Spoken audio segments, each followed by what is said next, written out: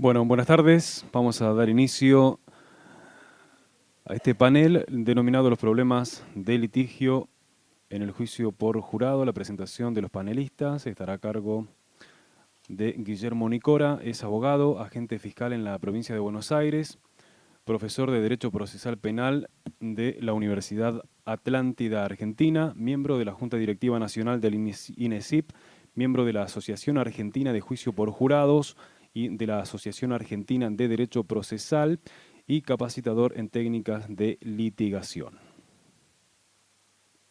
Gracias. Bueno, buenas tardes a todos. La tarea que me han pedido, que es reemplazar a una persona casi irreemplazable, que es el ídolo de todos los fiscales de la Argentina, que es el doctor Viñaroli, es el fiscal que más juicios por jurados ha hecho en nuestro país. Acá en Neuquén es bien conocido. Y bueno, pero por cuestiones justamente de su trabajo me han pedido que lo intente suplantar. El doctor Viñaroli iba a hacer la presentación de los ponentes, pero conociéndolo y conociendo que como yo tiene la camiseta de la Fiscalía tatuada en la piel, seguro iba a hacer notar que en los problemas de litigio, que este panel tan importante, de problema tan importante, han puesto 2 defensores y un juez, y no es casual que lo habían dejado solo a él como fiscal. Así que, muy brevemente, solo quiero mencionar que si bien es cierto que la defensa de las personas en juicio es una de las fortalezas del sistema de justicia y que obviamente el rol director del juez es indudablemente central para mejorar el funcionamiento de la justicia pública, de la justicia republicana, que es la justicia verdaderamente ejercida dentro de la ciudadanía y no en los palacios. No es menos cierto que uno de los desafíos más fuertes del sistema es lograr que todos los abogados sean competentes en las destrezas de litigación, pero muy especialmente aquellos que cargan con la carga de la prueba. Así que solamente mencionar que no es un problema de los abogados defensores, que es un problema de todos los actores del sistema.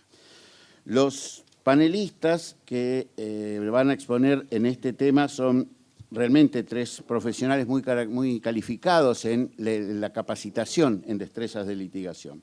En primer lugar, déjenme presentarles a Cristian Pena, que es abogado, miembro de la Defensa Pública de la provincia de Buenos Aires, es docente de grado y de posgrado en la Universidad de Buenos Aires, capacitador en técnicas de litigación para INESIP y para el Centro de Capacitación de la Procuración General de la Suprema Corte de Justicia de la Provincia de Buenos Aires y además es miembro de la Junta Directiva de la Asociación Argentina de Juicio por Jurados. Cristian. No.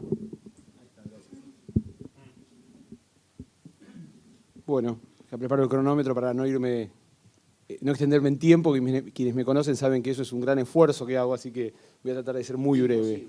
Exactamente, pero voy a tratar de ser muy breve. Este módulo de este panel se llama litigación de instrucciones y para mí representa un gran desafío por 2 cuestiones. Hoy es el último día de este fantástico congreso. Ya otras personas han hablado en otras oportunidades desde distintos abordajes, también respecto de las instrucciones.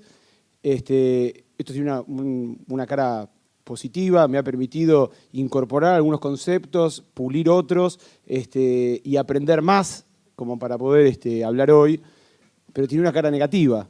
¿Cómo hacer para hablar de instrucciones después de que ya ha hablado al respecto en 2 oportunidades Harry Dorfman, entre otros, los aportes de Martín Sabelli, ¿no? Uno se siente un poco como, se achica un poco frente a eso, pero vamos a hacer lo posible para que esto sea por lo menos productivo. Como decíamos, este módulo se llama litigación de instrucciones. Entonces, los abogados argentinos de a poco y cada vez más, por suerte, aprendimos una nueva palabra, que es litigación. Cada vez la usamos más. Esta cosa que antes nos era o desconocida o resistida o nos aparecía como algo innecesario e importado, cada vez tomamos más conciencia de la utilidad de litigar. Litigar significa, definición de la RAE, pleitear. Otra es altercar o contender, es decir, litigio es pleito. Son 2 posturas contradictorias que buscan resultados que son irreconciliables. Sin embargo, esto que es tan obvio, a los abogados argentinos nos representa un gran desafío. Sobre todo cuando este pleito va a ser finalmente dirimido frente a un jurado. Claro, digamos, en nuestro ámbito, nuestra tradición inquisitiva nos acostumbró a tramitar y no a litigar. Y en el trámite queda poco lugar para el litigio.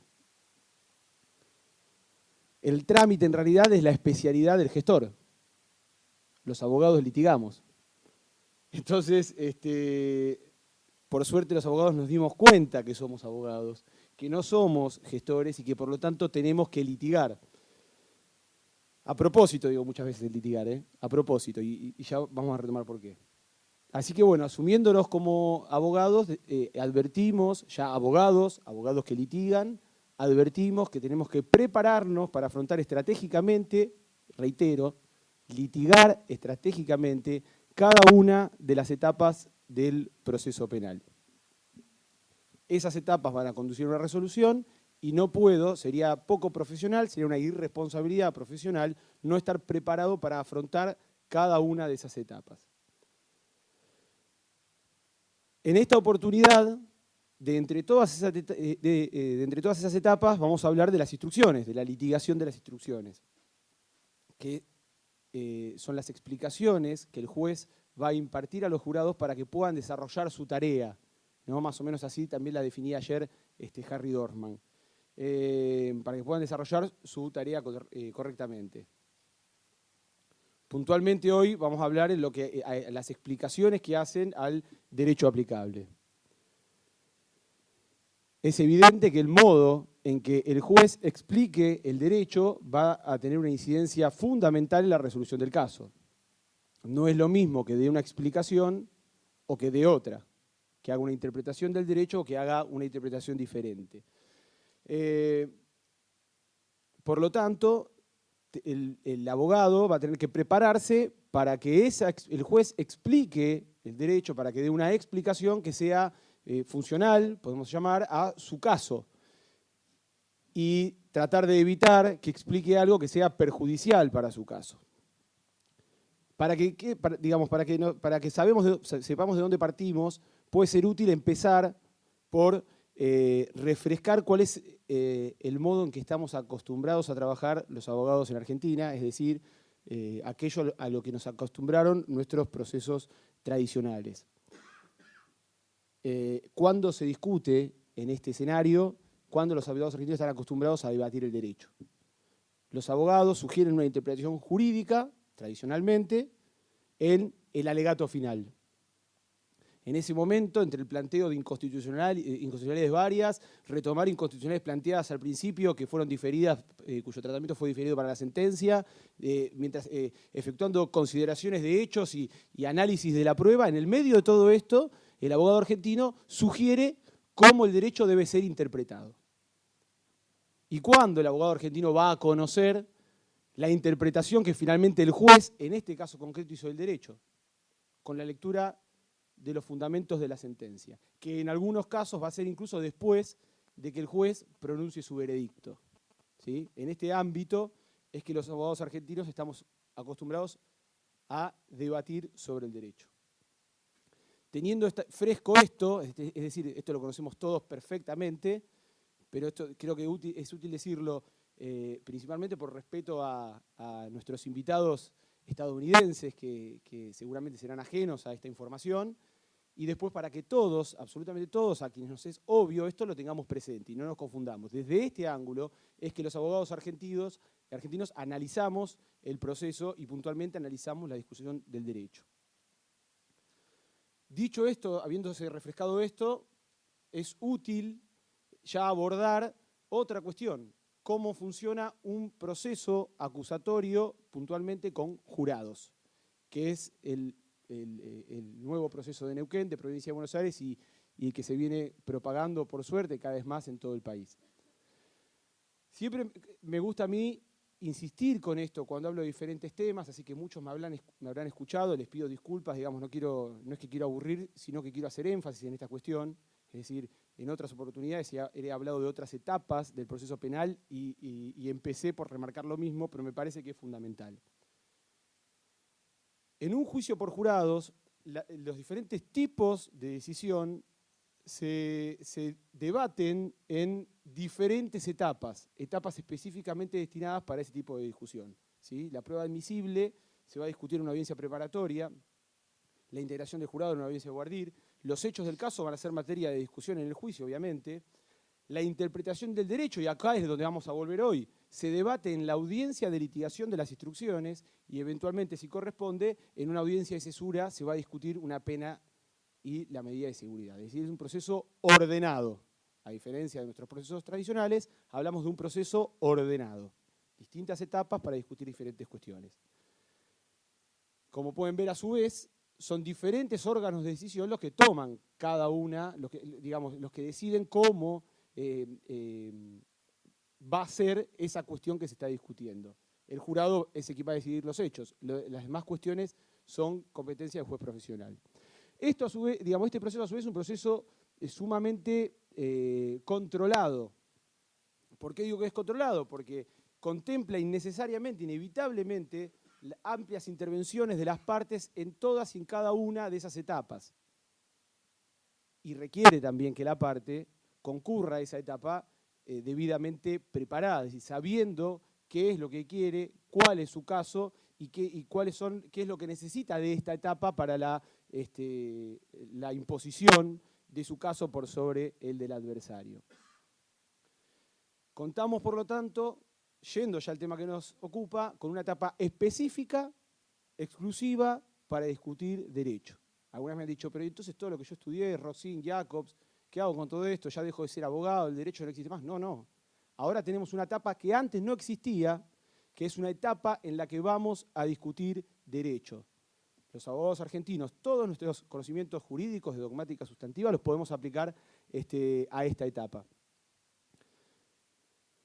Una característica más que me gusta agregar como introducción es que el juicio por jurados implica un sinceramiento de la condición humana del juzgador, es decir, que estamos ante una justicia de humanos. Esto implica varias cuestiones a lo largo de las diferentes etapas, pero básicamente tenemos que tener en cuenta que los jurados son seres inteligentes y racionales, pero que nos requieren que les hablemos en términos claros y también razonables. Es decir, si no le hablo claro, no me va a entender. Si le propongo algo que no es razonable, no me lo va a aceptar. Esto que es Martín Saberi me decía ayer que le gustaba explicar, me parece fantástico el ejemplo, que él cuando va ante un jurado se prepara para hablar ante un grupo de 12 adolescentes de 14 años muy inteligentes, a los que tenemos que explicarle todo, porque no saben nada. Les tenemos que explicar todo, pero se lo tenemos que explicar en forma clara. Esta claridad es para el juez una exigencia y para las partes una ventaja estratégica. Es decir, que en la elaboración de las instrucciones el juez tiene la obligación de explicarlas en forma clara, pero la parte tiene que estar también atenta a esta explicación. De hecho, nos contaban que muchos casos de jurados estancados y demás se deben a que las explicaciones no son lo suficientemente claras. Y cuando hablamos de lo otro que dije yo, que es la razonabilidad de la propuesta al jurado, tenemos que tener en cuenta que el derecho es político y requiere aprobación del soberano político, que son los ciudadanos. Si la ciudadanía no acepta mi construcción dogmática, que puede ser fantástica, puede servir para que nos juntemos y hablemos muchísimo, no es válida. Es una hipótesis que no es confirmada, no es aceptada, es rechazada. Solo va a ser aceptada si es razonable, si le resulta razonable. Les decía entonces que en la elaboración de las instrucciones el abogado tiene que, en cualquiera de sus funciones, tiene que prestar atención a que el juez explique el derecho conforme él cree, es decir, que incluya las explicaciones que él considera necesarias y que explique el derecho de un modo que resulte claro y que resulte beneficioso para la imposición de su caso. Durante estas jornadas también se fue hablando de los momentos en que se pueden discutir las instrucciones. De hecho, Harry Dorn nos contaba que era común que se haga ya un debate previo al juicio y otro debate posterior. Nuestras leyes, porque la de Provincia de Buenos Aires y la de Neuquén son muy parecidas en esto, en realidad mencionan dos momentos. Uno es que las partes antes del juicio le alcanzan al juez sus propuestas de instrucciones por escrito, y después habla de la audiencia formal, si se quiere, que es la que debe estar registrada, y además de definición final de las instrucciones. Compatibilizando esto con lo que veíamos antes, y en realidad así es como, no sé bien en Neuquén, pero en Provincia de Buenos Aires me consta que así viene funcionando la cosa, no se hace una sola audiencia, se hacen muchas audiencias en el medio, es decir, las partes informalmente se reúnen con el juez para ir puliendo las instrucciones, ir detectando dónde hay acuerdo, dónde no hay controversia, dejándolo a un lado, ir avanzando y empezando a discutir para que en la audiencia final, que en esa audiencia vamos a tener esperando al jurado, también Harry nos decía esto, no perdamos tiempo innecesariamente, es decir, no discutamos donde no hay controversia y que las controversias que puedan haber sido ya despejadas ya hayan quedado. Pero bueno, en esta audiencia final es sí donde formalmente las partes van a exponer sus sugerencias, sus propuestas finalmente, el juez va a tomar una decisión y se dejarán sentadas las protestas. Ya también hoy se habló sobre la importancia que las instrucciones tienen para el recurso. Las estructuras de las instrucciones tienen 7 puntos en los que siempre Hartford remarca, que es la explicación sobre la función del jurado, se habló sobre esto, así que lo voy a pasar por alto, sobre qué es prueba y qué no es prueba, sobre cómo se valora la prueba, sobre cuál es el derecho sustantivo aplicable, sobre que es importante que el jurado no se deje influenciar, no se contamine por lo que pueda pensar que el juez prefiere del caso, e incluyen las reglas de la deliberación. De todo esto yo voy a pasar bien rápido al punto que me interesa discutir, que es el de... Uno más. Que es el del derecho sustantivo aplicable, porque puede haber otras cuestiones para discutir al respecto, pero parecería que esta cuestión del derecho es la que más problemas va a dar en nuestro ámbito y la evidencia empírica demuestra que esto es así. Está claro que cuando vamos a discutir sobre derecho en esta etapa, vamos a hablar de... el juez va a explicar cuáles son los elementos del tipo, esto es fundamental, los elementos del delito, dependiendo de cómo el juez explique los elementos del delito y cómo se interpreta eso, eso va a tener incidencia fundamental en el jurado. Por ejemplo, acá está el famoso fallo Méndez, en el que sin entrar en discusiones dogmáticas sobre lo correcto o lo incorrecto, lo que ha sucedido es que en el juicio se dio una interpretación del derecho, básicamente diciendo que el homicidio era agravado por haber sido cometido por un miembro de la Fuerza de Seguridad porque disparó con el arma reglamentaria, y el Tribunal de Impugnaciones lo revocó diciendo no, esto estuvo mal explicado. Así no se agrava, esa no es la agravante correcta es si el homicidio lo comete en ejercicio de su función. Quiero dejar de lado, vuelvo mismo, la discusión dogmática, pero hoy preguntaban, por ejemplo, qué pasa cuando hay diferentes interpretaciones y el Tribunal de Impugnación tiene una distinta a la del juez. Bueno, es lo que pasa hoy en día. Se impondrá la del Tribunal de Impugnaciones y esa será la interpretación correcta. Pero en ese caso, y demos por cierto que estuvo mal explicado el delito en el juicio, eso no es un problema del jurado, es un problema del juez. Es decir, el jurado hizo una correcta determinación de los hechos aplicando el derecho conforme se los explicó el juez. Entonces tal vez el juez es el que debería haber hecho una explicación diferente. Lo mismo podemos decir en realidad de las defensas. Y vamos a entrar en la parte que más problemática también nos puede parecer ya respecto a la calificación, que es la de lo que tradicionalmente nosotros hablábamos acusaciones alternativas.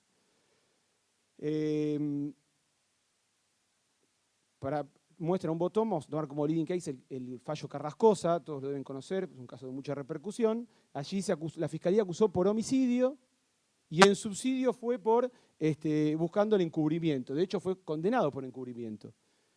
Esto como técnica de litigación, más allá, digamos que en Neuquén no se permiten las acusaciones alternativas, sí en Provincia de Buenos Aires, yo creo que es un resabio inquisitivo, pero se permiten.